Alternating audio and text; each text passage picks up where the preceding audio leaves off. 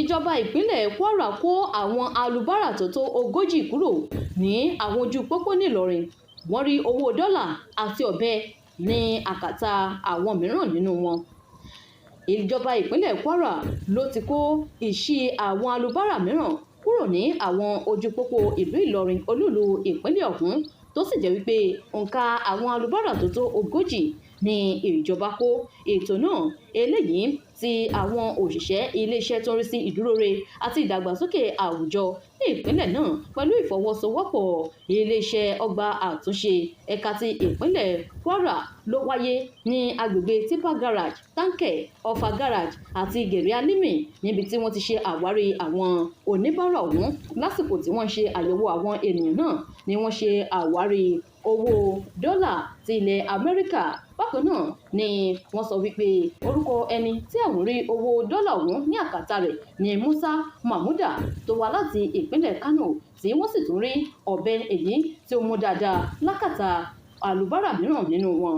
Ó ní wípé 7 lára àwọn ènìyàn náà tí àwọn tó fi ṣìkún òfin mú yìí ni wọ́n jẹ́ ẹni tó kọtí ọ̀gbìn sí òfin, torí pé kì í ṣe èyí ní ìgbà àkọ́kọ́ tí àwọn ti kó àwọn 7 ọ̀hún táwọn tún mú papọ̀ mọ́ àwọn 40 mìíràn yìí, èyí tó túmọ̀ sí wípé ṣe ni wọ́n kọtí ọ̀gbìn tí wọ́n sì kùnà láti tẹ̀lé òfin èyí tí ìjọba ṣe wípé kí wọ́n dẹ́kun títọrọ bárà ní ojú pópó.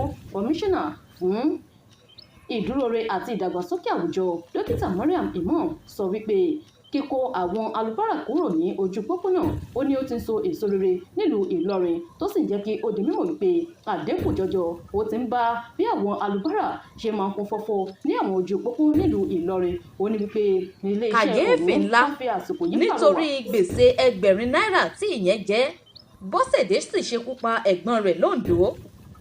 Ọwọ́ iléeṣẹ́ ọlọ́pàá nípínlẹ̀ Ondo ti tẹ olówó kátàkárà ata kan tí wọ́n pe orúkọ rẹ̀ ní Bọ́sẹ̀dé Ìlúyẹmí, tí wọ́n sọ wípé ó ṣekú pa ẹ̀gbọ́n rẹ̀ Ọmọwùmí Tẹ́wọ́gboyè lásìkò tí èdè àìyedè bẹ́lẹ̀ láàrin wọn lórí ọ̀rọ̀ gbèsè ẹgbẹ̀rin náírà tí ẹ̀gbọ́n rẹ̀ jẹ.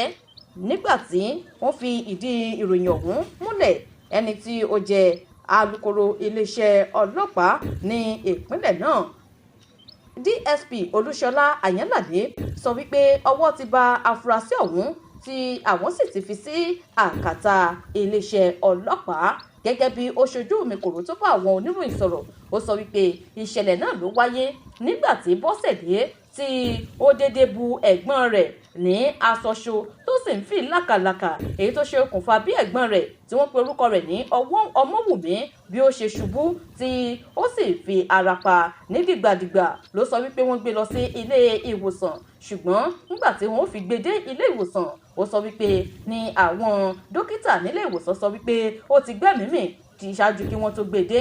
Nígbà tí yóò máa tẹ̀síwájú ọ̀rọ̀, ẹni tó jẹ́ alukoro iléeṣẹ́ ọlọ́pàá ìpínlẹ̀ náà sọ wípé ìwádìí ti bẹ̀rẹ̀ ní ọ̀rẹ́ kìnìún láti mọ̀ ní pàtó ohun tí ó ṣe okùnfà ìpàdánù ẹ̀mí náà. Bákan náà ló sọ wípé níṣe ni àwọn yóò tọ́ bó ṣe yẹ lábẹ́ òfin láti rí dájú pé ìdájọ́ òdodo wáyé. Kàsà ó mà ṣe o, àwọn agbébọn jí àlùfáà ìjọ Kátólíìkì kan gbé ní Kogi. Lọ́wọ́ báyìí ná, ìròyìn ti sọ di mímọ̀ wípé ajíhìnrere Fr. Wilfred Ezemba ti ilé ìjọsìn St. Paul Parish tó wà ní Agaliga Ẹ̀fàbọ̀ níjọba ìbílẹ̀ Ọlámàbòrò ìpínlẹ̀ Kogi ti kó sọ́wọ́ àwọn ajínigbé. Àlùfáà ọ̀hún ni wọ́n sọ wípé àwọn ajínigbé jí gbé lọ́jọ́ àbámẹ́ta Sátidé ọjọ́ 13 oṣù kẹsàn-án ọdún 2025 yìí ní agbègbè Ìmànẹ níjọba ìbílẹ̀ Ọlámàbòrò pẹ̀lú àwọn mìíràn ní agbègbè kan eléyìí tí ó wà ní ojú òpópónà Ìmànẹ sí Ògùgù. Ìṣẹ̀lẹ̀ ọ̀hún ló ti sọ àwọn tí wọ́n jẹ́ ọmọ ìjọ Kátólíìkì lágbègbè náà sínú inúfo àyàfo.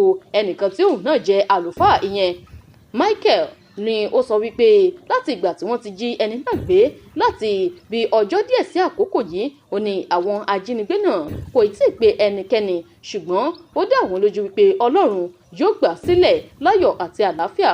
Ó ní wípé ìgbàgbọ́ àwọn múlẹ̀ ṣinṣin nínú agbára àdúrà tí ó sì jẹ́ wípé àwọn gbẹ́kẹ̀lé Ọlọ́run wípé yóò tó gba ìtúsílẹ̀ àwọn elétò ààbò nínú èyí tí a ti rí àwọn elétò ààbò ọdẹ ìbílẹ̀, àwọn ọlọ́pàá, àwọn ọmọ ogun ní ìpínlẹ̀ Kogi ni wọ́n sọ wípé yé ni wọ́n ti ń gbọn àwọn inú igbó ńlá yẹ́bẹ́yẹ́bẹ́ láti ṣàwárí àwọn ajínigbé náà pẹ̀lú ìgbìyànjú láti dóòlà pásítọ̀ ọ̀hún.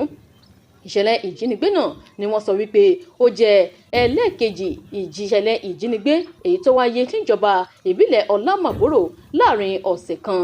Wọ́n ní wípé ní ọjọ́ keje oṣù kẹsàn-án ṣe ni ẹnìkan èyí tí ó jẹ́ amòfin Ebi Shuaibu lòun náà kó sọ́wọ́ àwọn ajínigbé náà Eteke sí Òkúgọ̀ tí wọ́n sì tú sílẹ̀ ní ọjọ́bọ̀ oṣù kẹsàn-án ọdún tí a wà yìí lẹ́yìn tí àwọn mọ̀lẹ́bí rẹ̀ tí wọ́n ṣa ipá wọn lórí kí ó rí ìtúsílẹ̀ gbà nígbà tí wọ́n kàn sí agbẹnusọ iléeṣẹ́ ọlọ́pàá ní ìpínlẹ̀ Kogi SP Williams Aya sọ àwọn oníròyìn sọ wípé níṣe ni gbogbo ìkànsí àti ìgbìyànjú láti gbọ́ ìfimúlẹ̀ látẹnu alukoro ọ̀hún ni ó já sí pàbó lórí ìfimúlẹ̀ ìjínigbé àlùfáà náà.